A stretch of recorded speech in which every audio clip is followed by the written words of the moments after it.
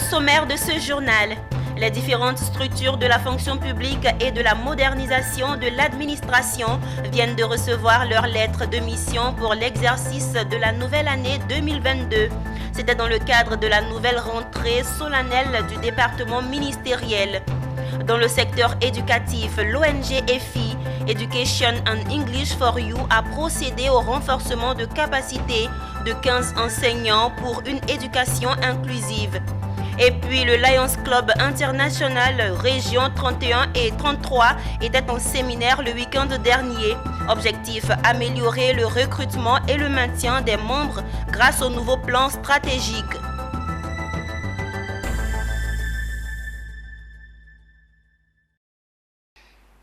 Mesdames, Messieurs, bienvenue au journal de Business 24 Africa. Restez avec nous jusqu'à la fin car la page sportive tiendra ses promesses avec Ami Diarasouba qui est déjà parmi nous. Bienvenue Ami. Merci Zénab. Prête pour le décryptage? Tout à fait. Alors on se dit à tout à l'heure. Bien sûr. Débutons notre édition sur une note de fonction publique.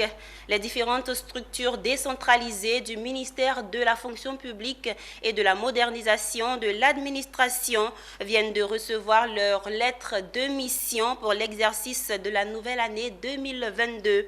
Occasion pour la ministre Anne-Désirée Ouloto d'inciter ses collaborateurs à une gestion axée sur les résultats et la proximité avec les usagers. C'était à la faveur de la rentrée solennelle de son département ministériel tenue ce lundi 17 janvier 2022 à l'École nationale d'administration. Konena Nourgo et Tima Traoré. Tous les délais sont consignés dans votre lettre de mission. Bonne consultation et bonne exécution. Rentrée solennelle de la fonction publique pour l'exercice 2022, ce jour à l'École nationale d'administration. Les différentes structures décentralisées du ministère de la fonction publique et de la modernisation de l'administration reçoivent leur lettre de mission des mains du ministre Anne-Désirée Ouloto. Occasion de dresser le bilan de l'année écoulée et dégager les priorités pour la nouvelle année. Au titre de l'année 2021, la fonction publique a enregistré 197 cas de manquement portés devant le conseil de discipline, 435 agents décorés et un taux de satisfaction de 82%. Bilan jugé positif par le ministre Anne-Désirée Ouloto. Si je veux tenir compte de mon approche, je considère que ce bilan est acceptable, il est encourageant. Mais je l'ai dit là tout à l'heure dans mon intervention, que nous devons être ambitieux, nous devons avoir le souci de faire mieux. Nous devons être ambitieux. Nous avons un secteur sensible, un secteur qui touche à l'image de la République. Un secteur qui doit refléter l'ambition du président de la République qui veut d'un pays émergent. Un pays émergent, c'est une administration forte, une administration efficace, une administration performante. Pour l'exercice 2022, Anne Ouloto entend axer sa gestion sur les résultats et la proximité avec les collaborateurs et usagers. Elle a invité ses collaborateurs à en faire de même. La célérité et la digitalisation sont également au cœur des priorités. Les priorités, on l'a dit, c'est faire en sorte que l'usager client soit satisfait. C'est tout ce qui portera donc à la satisfaction de l'usager client. L'accueil, la célérité dans la gestion de nos dossiers, la transparence dans la gestion de nos dossiers. C'est également la bonne exécution de nos missions avec célérité, avec empathie pour l'usager, pour le fonctionnaire, pour l'ivoirien lambda qui viendra vers nous. La priorité aussi en matière de modernisation, c'est l'accélération du processus d'informatisation, l'accélération du processus de digitalisation de notre administration. Le ministre de la fonction publique et de la modernisation de l'administration a saisi cette occasion pour inviter les organisations syndicales à privilégier le dialogue. Elle a également rassuré que tous les sujets de désaccord seront mis sur la table en cette nouvelle année. Dans les prochains jours, Anne Ouloto entamera des visites dans les différentes structures sous tutelle. Une démarche qui s'inscrit dans sa vision de promouvoir la proximité. Poursuivons cette édition avec le secteur éducation. L'ONG EFI, Education and English for You, a procédé au renforcement de capacités de 15 enseignants pour une éducation inclusive. L'objectif, amener les enseignants à être mieux outillés dans l'éducation des enfants en situation de handicap moteur et difficultés comportementales. Ils étaient 15 enseignants venus des 4 coins du pays pour participer au renforcement de compétences sur l'éducation inclusive. Initiée par l'ONG Education English for You, l'objectif de cette formation était d'emmener les enseignants du préscolaire, du primaire et du secondaire à être mieux outillés dans la promotion de l'éducation inclusive et du genre. Voilà, les enseignants ont appris assez, ils ont appris comment promouvoir la paix dans le milieu scolaire, promouvoir également l'éducation inclusive dans le milieu scolaire et le genre dans le milieu scolaire. À travers donc cette formation, ces différents thèmes autant pour moi que j'ai cités vont donc faire l'objet d'un approfondissement au niveau donc de leurs différentes connaissances. Les participants ont accueilli cette formation avec beaucoup d'enthousiasme et se sont dit heureux de ce séminaire. Vraiment satisfait parce que ça m'apporte un plus dans ce que je suis en train de faire, surtout que ce n'est pas facile les enfants, les éduquer à la base. Et chacun vient avec son comportement et son caractère. Il faut amener les enfants à accepter les autres avec leurs différences, surtout avec beaucoup de patience, nous en tant qu'enseignants, et apprendre aussi l'amour des autres aux enfants. Une éducation qui va consister à tout un chacun d'impliquer tous les enfants malgré les indifférences dans les écoles afin de leur donner la chance de réussir à l'école. Profitant de l'occasion, le président fondateur de l'ONG a présenté ses perspectives pour 2022. Nos objectifs, c'était donc d'étendre nos actions, ces actions sociales pour la plupart des écoles au niveau donc d'Abidjan et banlieue, pour que déjà on va quand même permettre à beaucoup d'enfants de pouvoir bénéficier à nos cours gratuits. Créée en 2013, l'ONG Education English for You a pour mission de promouvoir la bonne éducation au niveau de la petite enfance, promouvoir l'anglais ainsi que le genre et la préservation de l'environnement. C'était un reportage signé Mireille Abalé et Richard Akeke. Améliorer le recrutement et le maintien des membres grâce au nouveau plan stratégique. C'est le thème du séminaire des régions 31 et 33 du Lions Club International tenu à Abidjan le week-end dernier en présence du gouverneur du district 403 A2. À travers ce séminaire, il s'agissait pour le Lions Club International de mettre en place des stratégies nécessaires pour garantir un effectif adéquat pour la réalisation des actions au service des communautés défavorisées. Colina Nourgo et Marius Siri. Au 31 octobre 2021, le taux de perte des membres du Lions Club International était de 58%.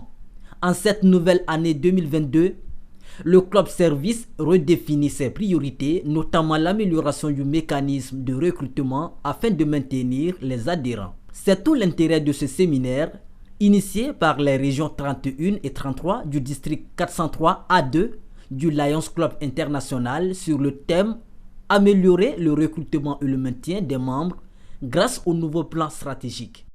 L'occasion nous est donnée de mener une réflexion approfondie sur le fonctionnement de nos clubs à la lumière des formations sur les règles qui régissent notre association auxquelles nous sommes invités à nous familiariser. De notre niveau de connaissance et de la compréhension des enjeux de nos actions dépendra notre succès. C'est pourquoi votre implication effective et studieuse aux échanges et travaux qui meubleront ce séminaire est fortement attendue. Pour le gouverneur du district 403 A2, comprenant la Côte d'Ivoire, le Libéria, la Sierra Leone et le Togo, la formation des membres est l'une des solutions.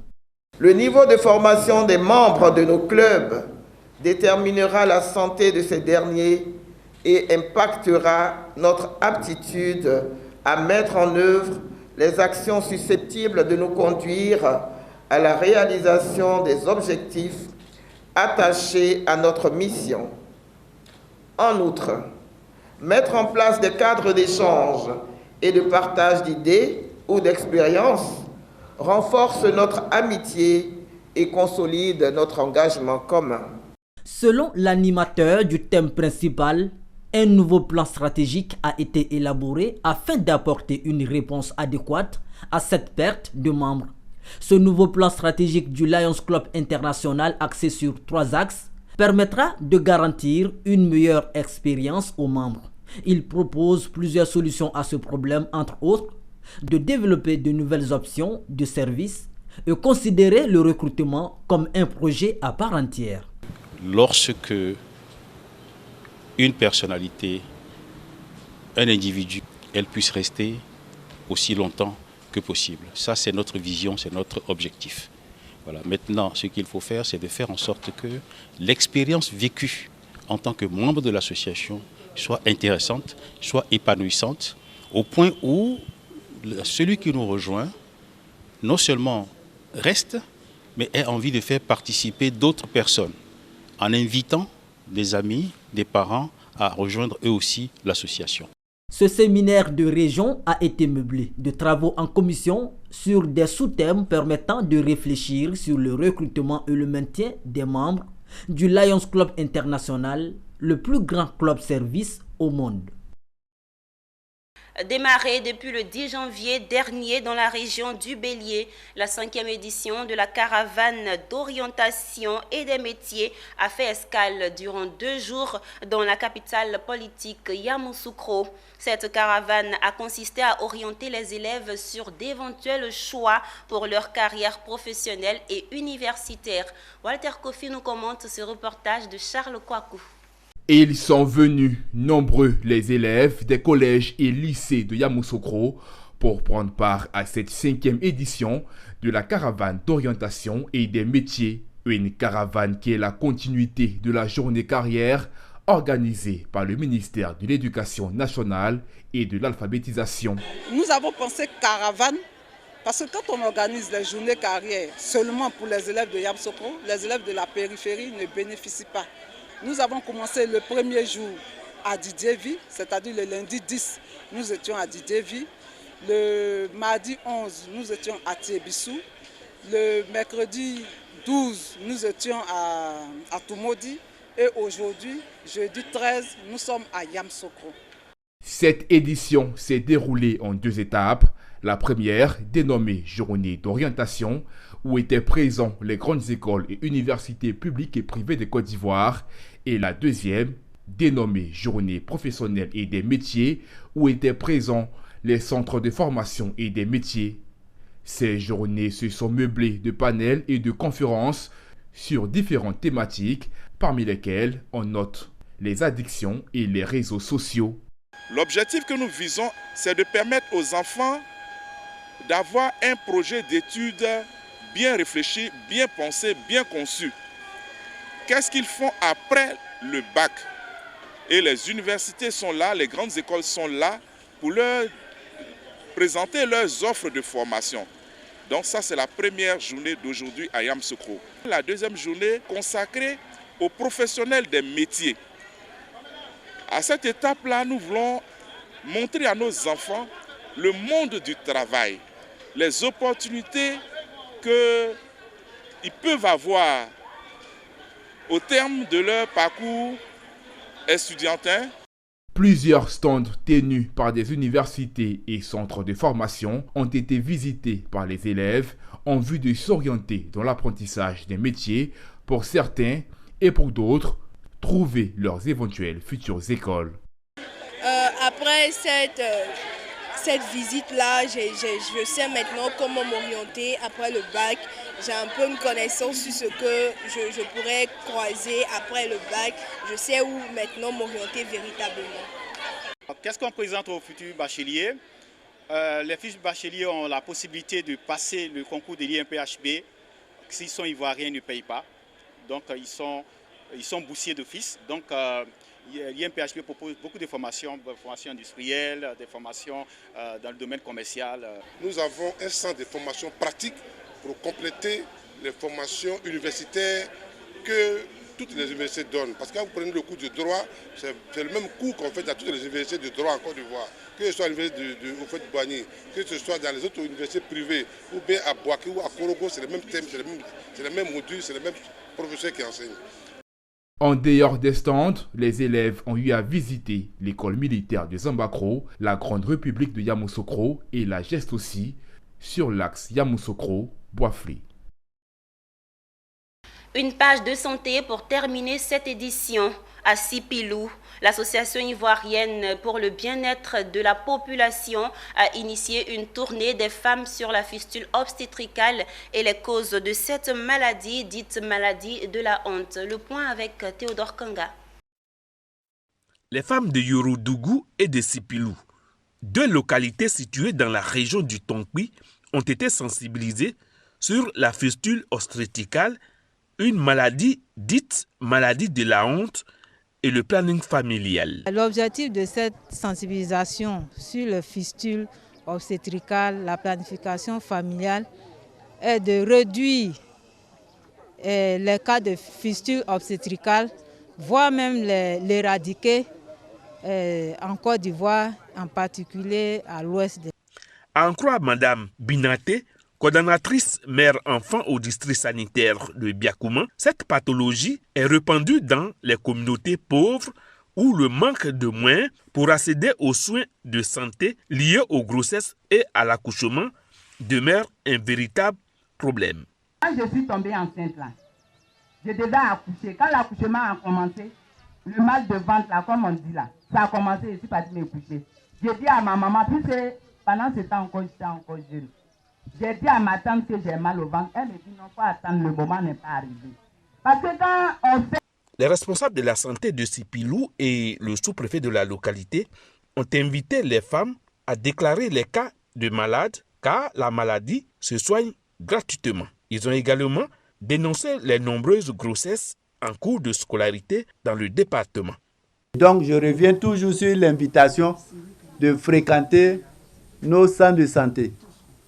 L'État fait de grands efforts pour nous et il faut que nous profitions. Les grossesses en milieu scolaire sont une réalité à Sipilou ici. Déjà au cours de l'année 2020-2021, nous avons assisté à 13 grossesses en milieu scolaire, 10 grossesses au lycée et puis 3 au collège Daniel Richard.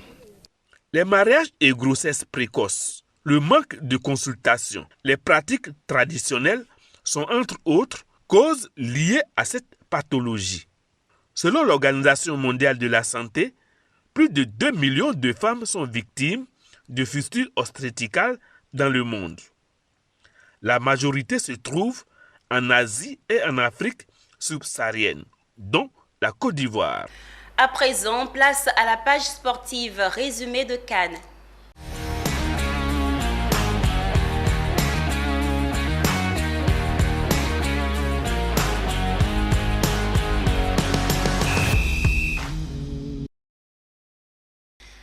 De retour sur le plateau, nous sommes en compagnie de Ami pour le décryptage. Alors Ami, la deuxième journée de la CAN 2021 est marquée par des moments à forte émotion. La Côte d'Ivoire qui s'est laissée rattraper par son adversaire à la dernière minute. Effectivement, la Côte d'Ivoire hier qui a livré son deuxième match, elle était face à la Sierra Leone. À la 12e minute, un pénalty manqué par Franck Yannick Kessié. Avec plusieurs occasions à la 25e minute sur une passe de Wilfried Zaha, Sébastien Haller va inscrire le premier but de cette rencontre. Et à la 55e minute, Camara, joueur sierra-léonais, va inscrire le but de l'égalisation. La Côte d'Ivoire qui va se créer des occasions de but à la 65e minute. Nicolas Pepe va inscrire le deuxième but. La Côte d'Ivoire qui était largement en avance sur la Sierra Leone. Mais elle a manqué de réalisme et sur une erreur du portier Sangaré Badra Ali, la Sierra Leone va égaliser le but. Score final 2 buts partout. Alors on dira que la Côte d'Ivoire n'avait pas prévu cela dans ses calculs. Et comment se fait-il que Serge Aurier était le portier à la dernière minute? Alors c'est tout simplement simple parce que la Côte d'Ivoire avait 5 remplacements à faire. Après avoir fini de faire ces 5 remplacements, Sangaré Badra Ali prend un coup. Et Serge Aurier, capitaine de l'équipe nationale de Côte d'Ivoire, se propose en ce moment de devenir gardien. Heureusement heureusement pour nous, nous étions pratiquement à la fin de ce match. Sinon, je n'imagine pas le scénario. Je n'imagine pas ce scénario. Quand même, la Côte d'Ivoire est toujours en lice dans cette compétition. Elle n'est pas éliminée. La Côte d'Ivoire est toujours en course dans cette compétition. Elle a 4 points et elle est première de sa poule. D'accord. Et triste nouvelle, le portier ivoirien a perdu hier son père. La nouvelle est tombée. Oui, Zénab, la nouvelle est tombée depuis hier. Sangaré Badrali a perdu son père dans la nuit, malheureusement dans la nuit d'hier à aujourd'hui. Et Toumani Sangaré a été rappelé à Dieu. Il a été inhumé aujourd'hui au cimetière municipal de Williamsville. Toute la rédaction de Business 24 avec à sa tête le directeur général présente ses sincères condoléances à la famille éplorée. Bien évidemment. Et Ami, du côté de l'Algérie, l'équipe s'est vue clouée face à son adversaire. Ami, et si on faisait un focus sur l'engouement des spectateurs depuis le Cameroun? Alors, il faut savoir que depuis la cérémonie d'ouverture, aucun stade n'a pu faire le plein. Au contraire, certains gradins sont restés quasiment déserts. C'est vrai qu'on n'a pas pour habitude de voir des stades remplis lors des CAN, mais le contexte étant différent. Le coronavirus qui bat son plein, on se demande si le Cameroun pourra relever ce challenge. Et il fallait s'y attendre. Exactement. Et parmi les équipes en lice, il y a quelques équipes dont c'est la première fois de participer à cette Coupe d'Afrique. Qui sont-elles? La Gambie qui fait sa première Coupe d'Afrique des Nations du côté du Cameroun. À cet effet, le gouvernement gambien a collecté la somme de 900 millions de francs CFA pour accompagner la sélection gambienne. À côté de la Gambie, il y a le Comore aussi qui participe à sa première Coupe d'Afrique des Nations. Il faut le rappeler, le Comore est une île qui compte près de 870 000 habitants et est classée 132e par la FIFA. Et le gouvernement comorien a décaissé la somme de 6 millions de francs comoriens pour accompagner cette fédération comorienne à la Coupe d'Afrique des Nations qui se déroule en ce moment au Cameroun. Et visiblement, comment ces équipes s'en sortent? Alors, pour une première participation, il faut savoir qu'il y a le manque d'expérience. Il y a beaucoup de choses qui rentrent en ligne de compte. Mais bon, ça va venir. On espère. Ami, pour terminer, quelle est l'affiche de ce mardi? Alors, l'affiche de ce mardi se présente comme suit. Dès 16h, le Malawi sera face au Sénégal. Ensuite, le Zimbabwe affrontera la Guinée. Et sur le coup de 19h, le Gabon sera face au Maroc et le Ghana sera face aux Comores. Des rendez-vous à ne surtout pas manquer. Merci, c'est tout pour ce numéro de résumé de CAN, Ami. Merci d'avoir répondu à toutes nos questions. C'est moi qui te remercie, Zénab. C'est la fin de ce journal. Nous vous disons merci de nous avoir suivis. Rendez-vous est pris demain, même heure, sur le même canal Business 24 Africa.